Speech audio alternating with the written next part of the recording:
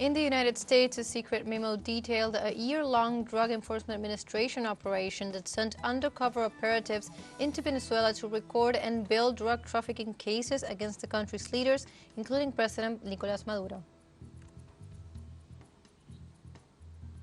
In Palestine, the Ministry of Health warned that the number of miscarriages increased by 300% due to the launching of chemical weapons by Israel. And in Belgium, farmers blocked the seat of the European Parliament with tractors in protest against the fall of income in the sectors and the regulations imposed by the community bloc.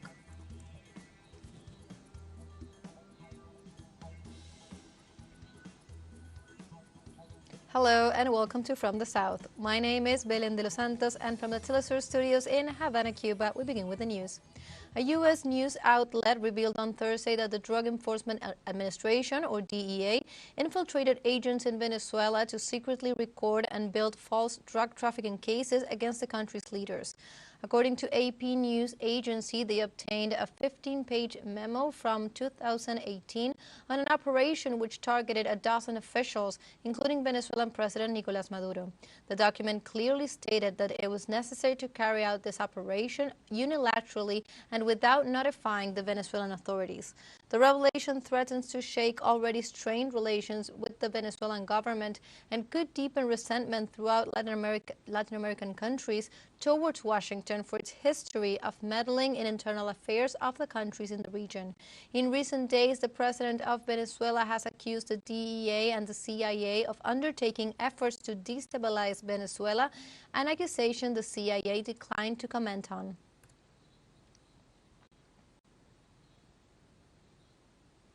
In Haiti, the escalation of armed violence by criminal gangs has caused the displacement of thousands of people in the community of Petit-Biel in the country's capital. In recent days, the residents of the area have been repeatedly attacked by members of the Vitelon paramilitary group, which is seeking to take control of the area. According to an assessment drafted by the International Organization for Migration in December of 2023, there were more than 310,000 internally displaced people in Haiti. 94% of these people in the country come from the western department, being the capital the most affected place. The escalation of armed violence in Haiti has triggered a deep humanitarian crisis.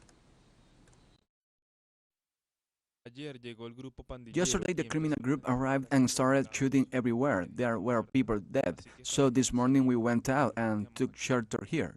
No tenemos agua. We have no water, no food, no clothes. We have nothing. I called on the Haitian state to come and help us. We really need help. In Argentina, the Chamber of Deputies resumed on Thursday the debate on the bill promoted by the government, better known as the Omnibus Law, given its extension. The debate was resumed after an overnight intermission that followed an intense legislative day on Wednesday, marked by the opposition's accusation that they still did not have the official draft of the bill on which they were supposed to vote. Outside the Congress, after hours of protests without incidents in rejection of the omnibus bill being debated, the police advanced against the demonstrators and generated moments of tension.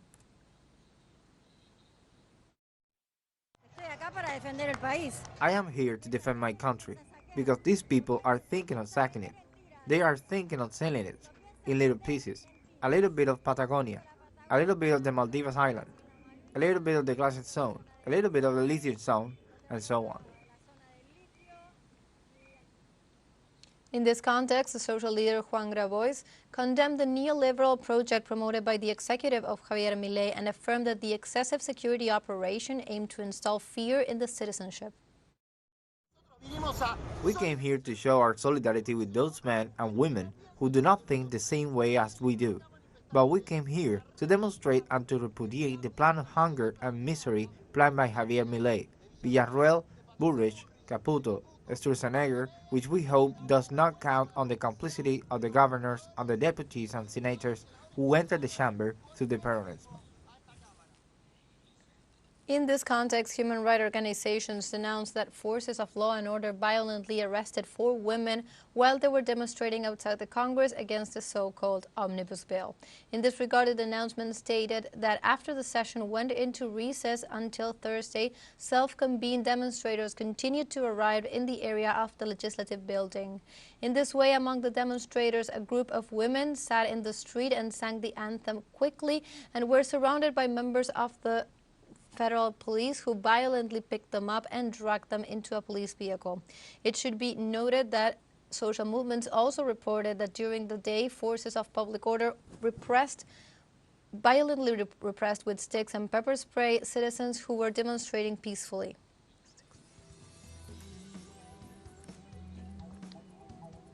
Now let's take a short break, but remember you can join us on TikTok at TeleSUR English, where you will find news in different formats, news updates, and more. Other stories coming up, stay with us.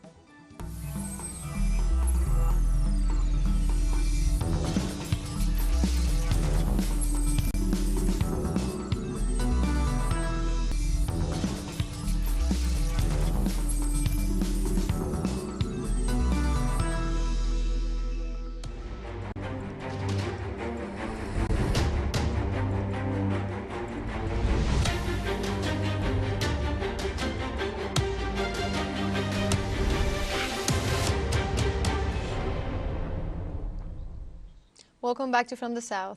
In Palestine on Thursday, the Ministry of Health warned that the number of miscarriages increased by 300% due to the launching of chemical weapons by Israel. In this way, the medical staff warned about irregularities in the general public health situation and during the gestation process that may have their origin in chemical affectations caused by the use of weapons used by the armed forces of the Israeli occupation. In this regard, authorities denounced that since October 7th, the Tel Aviv regime has used weapons prohibited by international law, such as white phosphorus bombs, smoke bombs, lightning bombs, and other rockets and missiles launched. In addition, the Ministry of Health pointed out that as a result of the insistent bombardments perpetrated by the Zionist entity, pregnant women are exposed to many hours of walking in order to be able to move to safer places.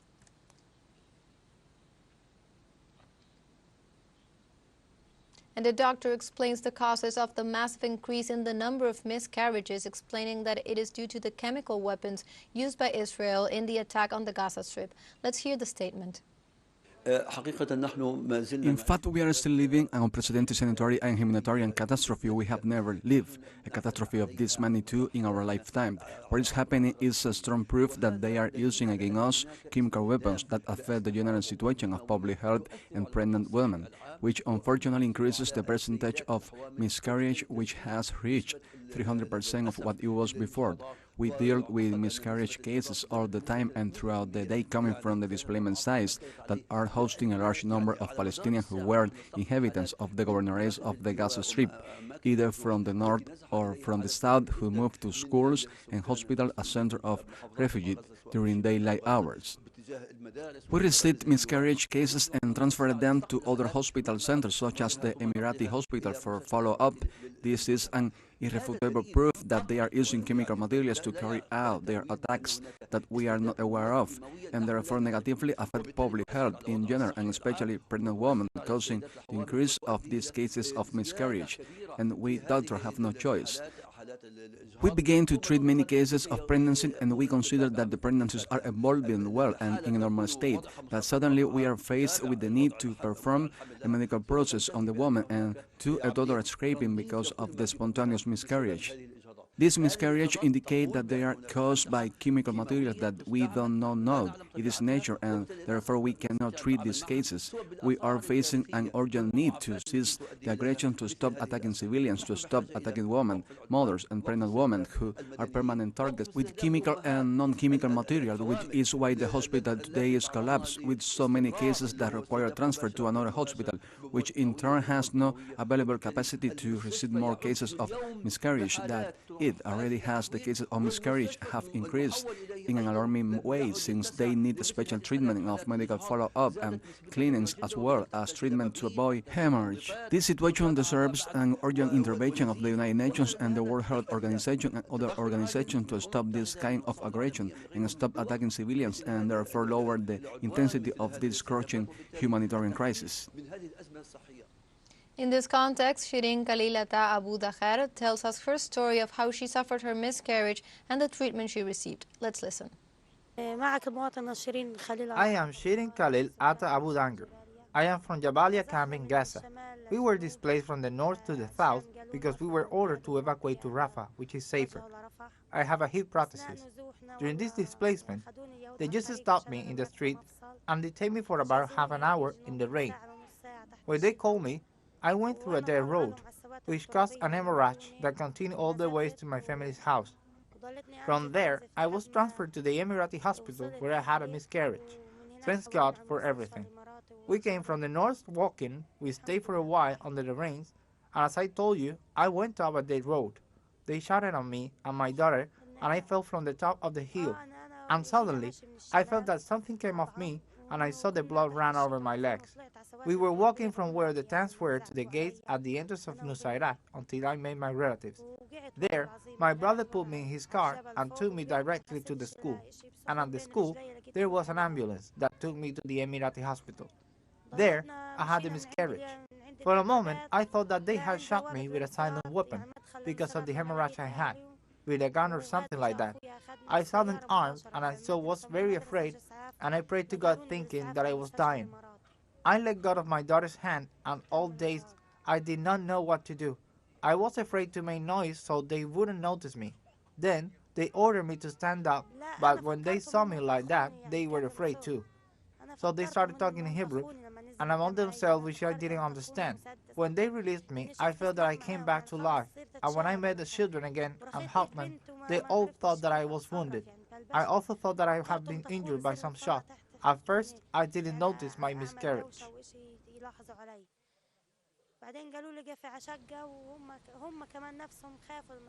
And children in the Gaza Strip denounced the outrages and abuses suffered at the hand of the Israeli occupation forces amidst the total devastation of their homes.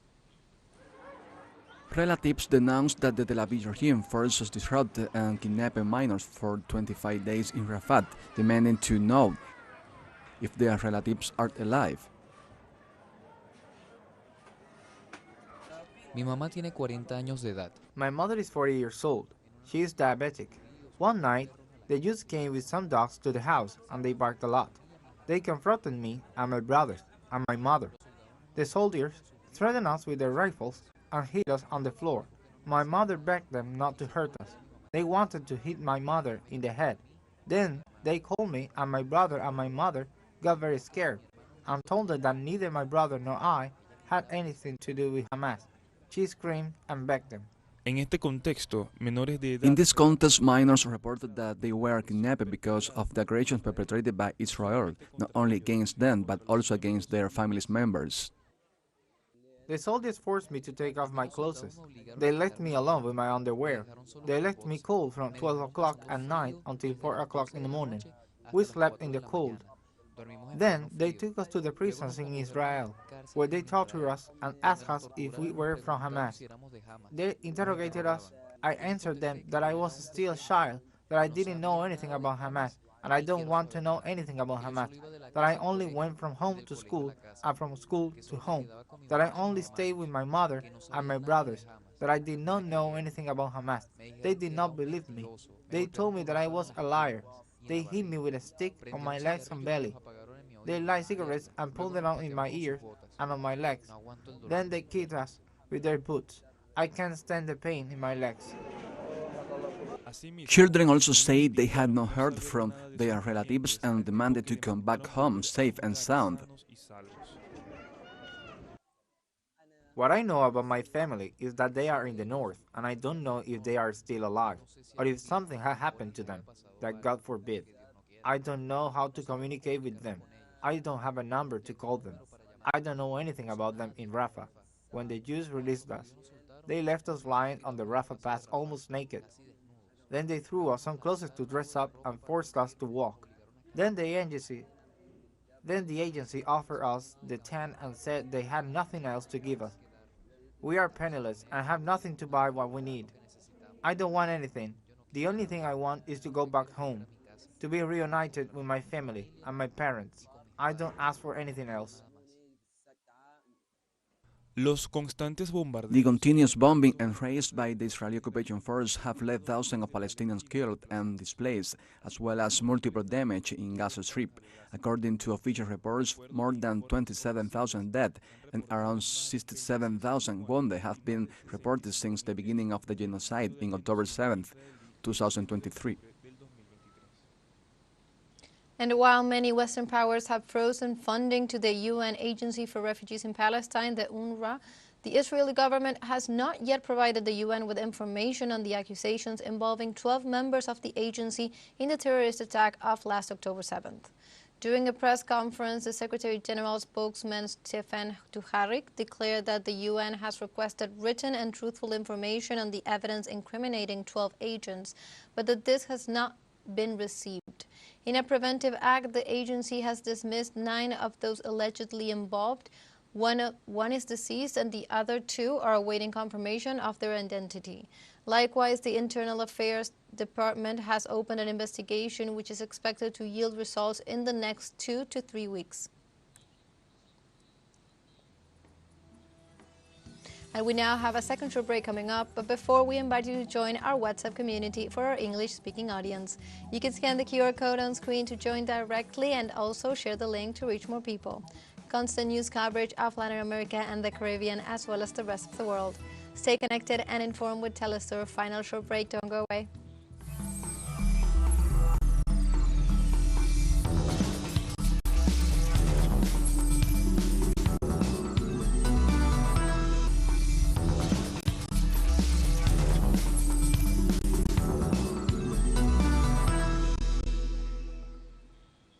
Welcome back to From the South. In Belgium, farmers blocked with tractors the seat of the European Parliament in protest against the fall of income in the sector and regulations imposed by the community bloc. Farmers lit bonfires and parked their tractors in front of the site to protest as an extraordinary summit of the European Council took place. The main topic of this meeting of the EU bloc leaders is a deal on a financial aid package for Ukraine, and no discussion of the problems of the European farmers was planned. For their part, the farmers are demanding a change in the pan-European agricultural policy, the lifting of numerous restrictions, including environmental ones, and an end to the uncontrolled import of cheap foreign products. In the meantime, the leaders of the 27 European Union countries sealed a deal on Thursday to provide Ukraine with a new 54 billion euros aid package for its war-ravaged economy after Hungary backed down from its threats to veto the move.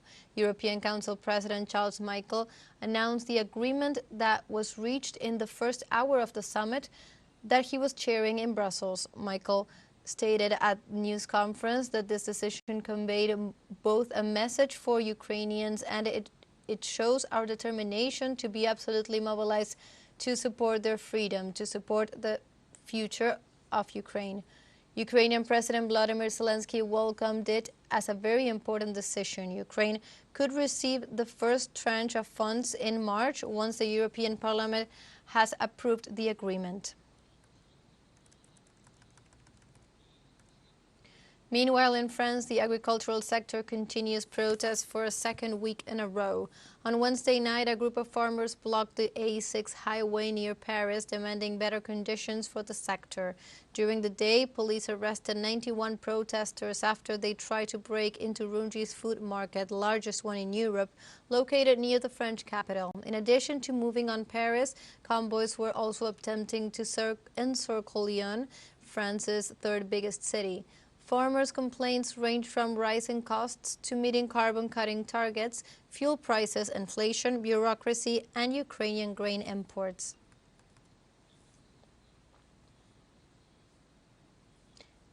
Meanwhile, on Thursday, security personnel at Germany's major air terminals were called by the Verdi union to stage a one-day strike to increase pressure on employers to implement wage improvements. The employees called to strike are in charge of passenger baggage and personal screening, and without them, it is not possible to maintain the operation of airport security areas. The situation has forced the airports in the cities of Brandenburg, Berlin, Hamburg, and Frankfurt to cancel flights until 10 p.m. on February 1st. The airline Lufthansa advised passengers with booked flights to stay away from the airport, as there will be no domestic or international flights until at least 3 a.m. on February 2nd. The responsible secretary of the union, Usaid Darim, declared that there is a high participation of the airline workers and described the strike as a successful start. Los empresarios también Employers should also think about their employees and pay them adequately. I have been a pensioner for some time and have had the same experience. Employers don't like to pay money, so you have to do it from time to time.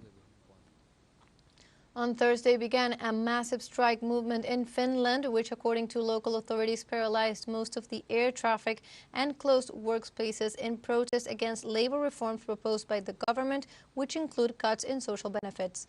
According to the organizers, some 300,000 people are expected to participate in the two-day strike. In this sense, the national airline Finnair announced the cancellation of 550 flights, affecting around 60,000 passengers. On the other hand, several unions also warned that trains across the country, subways, buses, and streetcars in the capital will be paralyzed on Friday, while joining the call for strikes in the energy sector, school, and health services. In turn, Prime Minister Petteri Orpo has argued that the country needs an export-oriented labor market model to boost competitiveness. However, unions have vowed to paralyze the country to force the government to back down.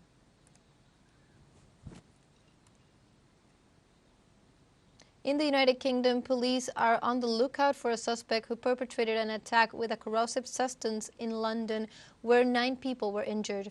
The attack was directed at a woman and her minor children, whose calls for help alerted 3 adults and 3 police officers who, in an attempt to rescue the family, were also injured. City paramedics immediately attended the scene to transport the victims to hospitals, as well as firefighters and British police officers who are working to determine the type of substance that was used against these individuals. Detective Alexander Castle indicated that the injuries to the police officers are not believed to be serious. However, no information was released at this time about the health status of the other injured. In Greece, university students clashed with police Thursday during a demonstration against plans by the conservative government to allow private universities to operate in the country. Several thousand university students and supporters marched through central Athens before clashing with police near Parliament. Police used tear gas against the protesters. The center-right government of the Prime Minister Kyriakos Mitsotakis is pushing to pass several key laws early in the new year, building on his landslide re-election victory in 2023 and his current huge lead in opinion polls. The government argues that the measure will prevent thousands of Greek students from studying abroad each year. In recent weeks, the Greek administration has faced a series of protests from various professional groups triggered by legislative reforms and the cost of living crisis.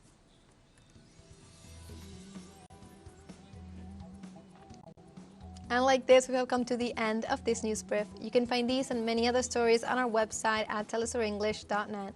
And also join us on social media. We are on Facebook, X, Instagram, Telegram, and TikTok. For TeleSUR English, my name is Belén de los Santos. Thank you for watching.